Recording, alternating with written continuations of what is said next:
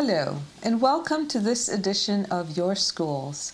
I'm Dr. Christine Mahoney. I am Superintendent of the East Granby Public Schools, where we do great work with our students and our students perform at high levels.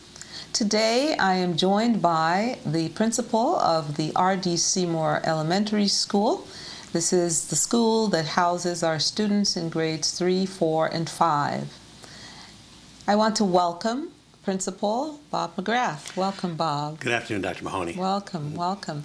And today, this is an opportunity for you to share with us some of the wonderful things that are happening in R.D. Seymour School. And I want to start by just asking you to share your impressions and your experience. This has been your first year as principal at R.D. Seymour Elementary School, and when you went there on the first day, you probably had some thoughts about what it would be like. And so now we're almost at the end of this first year. So tell us, were your experiences close to what you thought? What are your impressions of R.D. Seymour School and your experience? Well, it was a little bit of both. Some of them were exactly as I anticipated, and there were a lot of things that were surprises that I was glad to be part of this new experience for myself. But I spent the summer getting ready in an empty building and envisioned that, I'd met the children the year before on a number of occasions. So I had some idea. I was looking forward to them to come in. But I was probably not as prepared for the exuberance of the young elementary students. Spending a number of years amongst middle school and high school students, it was quite refreshing. I was very impressed and I was happy. And the remarkable part, the surprising part, it hasn't ended. It's continued straight through. One of my first impressions, I think, was I discovered the importance of what the mission is. I mean, I knew it intuitively from working in the upper grades with students that came to us from the elementary level. But to see what was going on, basically building the foundations of learning, the foundational skills that children need to become successful in what we were seeing at the middle school and high school. And we knew they did good work, but now I can see and report to everyone it's real. We're blessed with a fantastic faculty across the board. We have wonderful teachers who are dedicated, that get up and come in every day looking for new ways to support their children and improve what we do. It's quite remarkable. I'm overwhelmed with requests for new ideas by my staff, and we get to sort. I have the pleasure to sort through different ideas and say, this we can do, and I really like this, and maybe later there's just not enough time to get to some of them. But there's no shortage of enthusiasm, and people are really thinking of their craft. And I think part of that is because at the elementary level, you have a teacher in a one-on-one situation in a classroom where they know their students so well. They spend so much time with them. They get to know all the important details of their lives that are really, people forget are part of learning. How a child feels when they enter the building, how a child is prepared, and all the things that are happening. An elementary school teacher, they're just very good at spotting those things. It's a talent, and it's one that comes from many years of working with young children, and to be able to address those needs. So it's really, really special, because in a very, very short time, which is quite amazing, these are teachers who know the children and know what they need. It really makes it's important, because it allows us to effectively apply resources. If students need support, or if they need enrichment, we can make those adjustments, because the classroom teachers are constantly looking at data, looking at just the conversations they have with the students, and it's quite amazing how well that they know their children, because it means so much. Because what we're doing is the skills they're using and learning now are what they're going to be used to become the independent learners that they need to be later. So learning the basic math facts and the basic reading skills and grammar allows them to tackle, so those skills allow them to find information and research and then express themselves. So at the upper grades. So they need to be comfortable in those skills, and that's what we're doing. At the same time, we are doing a lot of very important content, as I'll tell you about later. But it's an amazing thing that to move children at different levels along the same arc towards the ability to become independent readers and independent thinkers. So it's an amazing place. It's awesome, and I can attest to the exuberance and the energy, see it. and the positive school climate, and the dedication and commitment of your teachers and the paraprofessionals and the tutors and everyone who works in that building. It is just wonderful to watch them all come together and collaborate for the betterment of the children. So thank you for sharing that, Yeah. and I'm happy to hear that you're enjoying this full first year. Thank you, I am. Right. So I know we have a couple of other areas that we want to sort of highlight Sure. today. So can you just, you touched on this before, but can you talk about what you feel this community should know about the academic programs that we're providing at R.D. Seymour School? Certainly, yeah. There's a lot of questions out. There's been a lot of changes around nationwide in terms of curriculum, and people have a lot of ideas of what's going. But we are in Connecticut and Granby in particular, I think, on a leading edge. We've adopted the Common Core, and they're implemented in a very effective and thoughtful way. So, for example, in our English language arts program, we are a part of the Teachers College Reading Writing Workshop, the project. We are a project school, which is an internationally renowned program that really supports children's acquisition of reading skills, but also the application of those skills. So what it means bluntly is it's a lot of reading and a lot of writing with a lot of support. And it's quite an incredible model. We have significant amount of staff development to support that, where professionals from Teachers College and Columbia University come to the school and work with staff, intimately in the classroom, showing them methods and really answering their questions so that they can better help their students. Because it is a rigorous model, we have high expectations. So teachers have to be very, very efficient with their time. So they will have classrooms with large whole group and then small groups instruction, where students are working with small groups and collaborating, and teachers then can address students one-on-one. So it breeds both a level of independence in the students for their own learning, but there is enough support because the expectations grow and they are high. So, and that is both in the reading and the writing, and they work quite well together. I mean, some of the things that we begin, they're learning in third grade, the narrative process. They are doing biographies, so it's wonderful. So they're getting content, but they're reading nonfiction, which is important, and we're starting that earlier, but it's done in a very supportive environment. So they work with the fiction titles that they are comfortable with, and then take those skills and apply them to the more challenging material when they're reading about, for example, the weather and how to report and research. Right. And that continues through the fourth grade. And then it gets really challenging, the fifth grade, where we're really then taking those skills, and the students are doing their own research, and they're debating, they're researching, writing argumentative essays. So there's a lot of things that build upon one another, and it's wonderful because throughout the district, the children are seeing a consistent product, this workshop model. And I was always a fan of the workshop model, so I was excited that we were part of that. I think that builds into the day a chance where a teacher will know with an important amount of time spent with the child each day. So there's that check-in to see and really monitor skills growth. It's not, let's work on this for a week and I'll find out on Friday if you know it with a quiz. So we see the results that brings. So. Yeah, that's awesome. Yeah. And I have been there when the trainers have been there working with the teachers, and it's one thing to watch a webinar and see someone do some training, or be in a workshop with large numbers of individuals and you're sitting in a chair somewhere a few rows back and trying to absorb it and interpret and imagine and visualize. But it's another thing when the trainer with that vast knowledge and expertise is right there with you, close to you, eye-to-eye contact like we're having right now, working with you and helping you to process and think through how you will apply those strategies in the classroom. And it's wonderful watching the children as they grasp those skills and put them into practice as well. They sound so professional.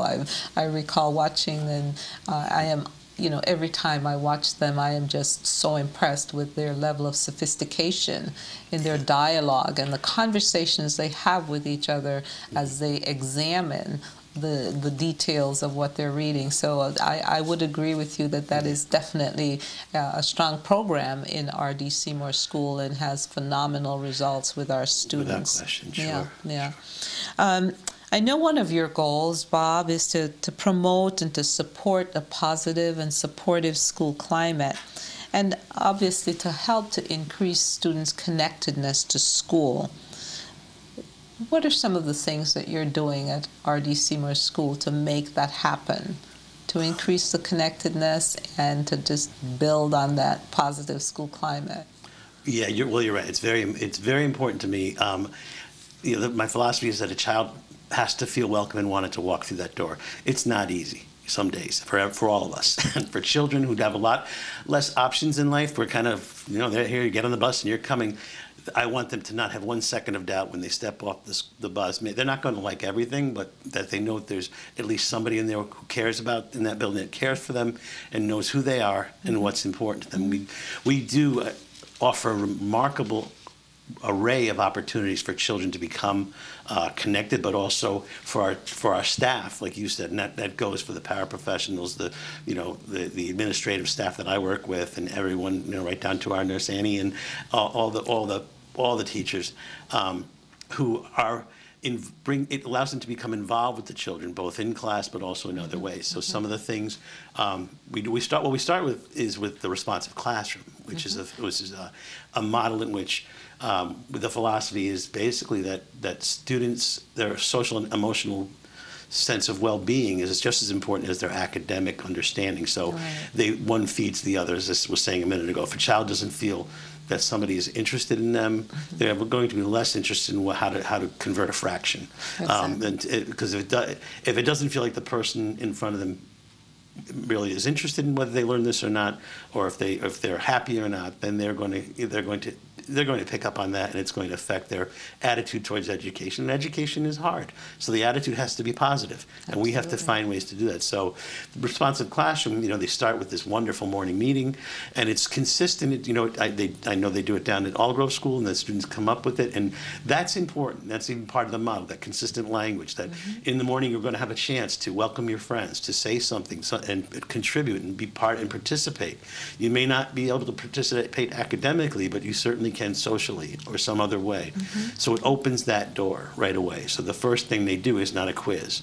It's just saying hello or sharing with the school, you know, something important.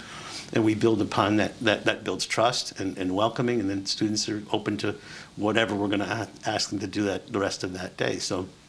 It also builds in places of motion, which is really important for students. You need to get up and move, and that's built into the program, and it really is helpful. And the kids love it, and the teachers love it, and so we all see the benefit of that.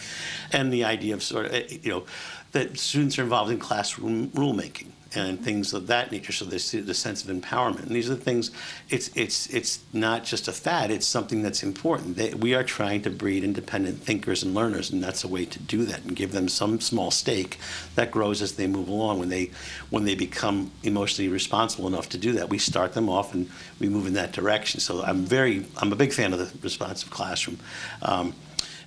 Beyond that, we have, whether it's in the student choice in their learning, where they can choose different topics and different projects that they can work on to demonstrate their knowledge and their proficiency and mastery. So we offer all kinds of, we just did, and I may speak about this later, but just for one example, the countries of the world that the third graders did, where they picked a country and they explored it for different features of the country and made flags, and then had the parents come in and they did a little gallery like a UN. So it allows that amount of choice, and it was fun to watch the students. They were interested in what each other had done. Right. So that expands their knowledge.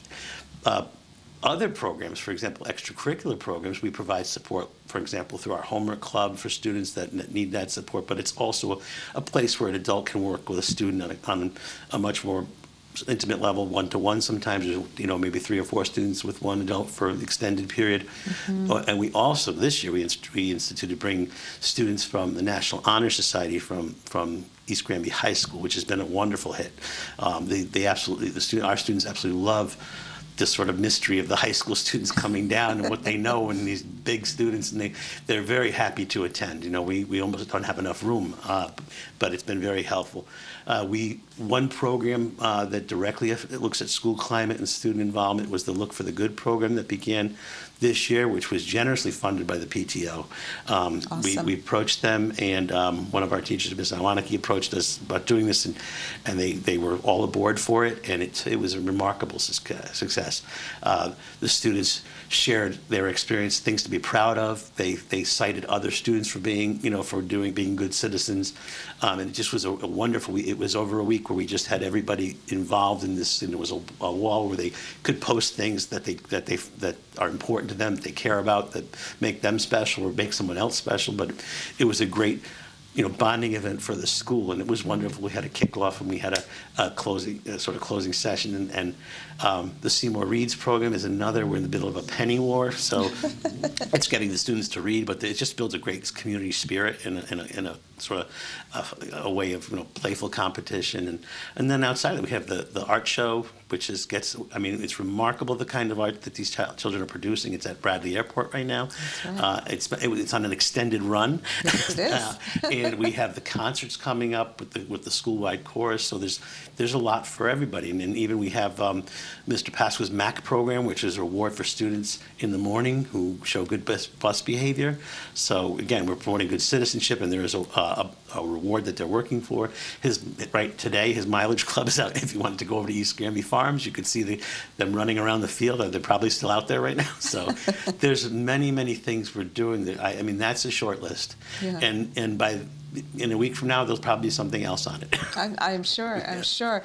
All of those things that you just described, the beauty of all of that is that it helps to build and strengthen this sense of community. Right. Yes. And help students to understand each other and to understand that learning is more than just interacting with their teacher, a textbook, or some form of technology, in a room, four walls. Right. It helps them to understand that learning is so much broader and that it can be so much fun. It can be so much fun, and they can learn just as much by interacting with each other informally as they would in formal instruction in the classroom. So that really is wonderful to know. One of our district goals is to promote global awareness in our students. Can you describe some of the things that you're doing at R.D. Seymour School to promote global awareness and to help our students to understand that the world is much larger than East Granby? Absolutely. There's built into the regular academic curricula, there are things in the science department. They look at world weather phenomenon, and they look at, in the geography units and social studies, they study different cultures and countries. They study different periods, and the new social studies curriculum is going to include a unit on Native peoples from Connecticut and the interaction with Europeans, so that comparative, there's not just one simple culture. There's many, and they have to learn to interact and examples of how they do it. So it's throughout the curriculum. It's definitely in the reading in the Teachers College. Because of the multiple genres, they'll read international authors, and one of the wonderful things, I attended a staff development workshop, and they spent a good deal of time on setting, looking at World War II and the issues in Germany in World War II, and exploring the idea that there are societies that operate differently throughout time and even now, but they'll also look at, there's a focus on looking at non-Western cultures, and the children are very interested in learning about that, and they love to do comparisons, so it really piques their interest when they see that something is a little bit similar but also a little bit different. That makes them aware that there's possibilities in the world, and that there's a chance to consider differences. Some of the wonderful features we had this year the global read aloud, where students read books that are on a global list, and we did that, and we had one classroom Skyping with another classroom from another part. Well, it was another country, but it was out in Wisconsin. We had in one of our teachers' classes rooms, they did it with their global read aloud. They did a fundraiser for a community center and raised money for a community center in Guatemala. That's and I was wonderful. able to participate in the Skype session with the person who organized that in Guatemala. That was in Mrs. O'Keefe's room, and it was wonderful. Her kids really did an excellent job. They really were proud of what they had done, and we were as well. As I mentioned before, the third grade does the countries of the world, but like I said, they were exploring countries, and they brought their parents in, and they got to go. And it was wonderful. In some cases, some of their grandparents came who came from different places and could share the immigrant experience. And in the fourth grade, they do an immigration unit, and they do a wonderful program. I'm sure our parents will know about it as the Immigration Wax Museum, where the students will come and they stand still dressed as an immigrant, and then a parent or any adult or anybody visiting, they're invited into the school, and they will walk and stop in front of them, and as soon as they do, the child, almost like the Disney figures, and they begin talking and they tell their story. And it is, I mean, the level of what preparation that they do, and that with the seriousness with which they perform, is quite remarkable. You forget sometimes that these are 9 and 10-year-old students, but they're seriously dealing with the big issues, and they grasp them. That's the thing we have to remember, that if you present them the ideas and the opportunity and the support, they can handle these kinds of critical thinking assignments, and they may not understand the fullness of the complexity, but it's the beginning. It's that scaffolding. Right. They'll understand that there's not always one answer. They'll understand that for example, what do you do when there are impediments or obstacles? How do you handle those? And studying immigration and things like that will teach you those things. Exactly. So it's a wonderful. There's many more opportunities, but I think those are some of our highlights right now, and we're going to expand that, of course, because it is important for 21st century students to know that. Yeah, those are the kinds of experiences that broaden students' thinking, and it takes them out of the textbook and really gets them into the thinking process that really helps them to build some mindfulness around who they are, where they are, help them to understand their context, and help them to understand a little bit more about the others. Perhaps the other student who's sitting next to them who's from another country. It helps them to develop those skills that help them to understand, appreciate, and to communicate, and to value what the other person brings to that community. We're almost out of time, Bob, but looking ahead, anything in particular that at this moment in time you're saying, I have to continue that? Well, I'm going to take a little bit of time this summer to look at my notes. I was furiously working, to copy down every idea that came my way from staff, but also, what I was thinking would work, and there's usually some kind of composite that emerges. So I'm going to look back, but I think my personal growth will be around the working with the Teachers College model. I think I want to be. One of the things I saw with the staff developers are fantastic, like you said, but they can't come every day, and they provide those adjustments to the staff in the moment. If you're up there, swinging a baseball bat, the coach doesn't wait a week later and say, hey, he steps in right now when you need this assist. It's just a little bit over here. Well, just say this now. And it's hard for any staff member to do that in the moment, to be able to step in, I think. So to work on that coaching, to again increase the opportunities for all of our students to again be connected I stepped into something that was a wonderful situation to begin with. The idea is to keep it going as well. I mean, just to make sure I support the great things that are happening at Seymour School, because I'm really proud to be a part of all of them. Great. That's wonderful, and I can attest that it is a beautiful place, and it's a wonderful place for children. It is definitely child-centered and just really child-friendly. So thank you very much. Thank you, Bob, for sharing with us all of the exciting things that are happening at R.D. Seymour School, and we will continue to make the children happy and feel at home while they're at school, and to continue to build that wonderful sense of community. Thank you very much. Thank you. It's been a pleasure, Dr. Maloney. Awesome. Thank you. And that concludes this segment of Our Schools. Today we featured R.D. Seymour School and Mr. Bob McGrath, their principal, and we'll see you again in the next edition. Thank you very much.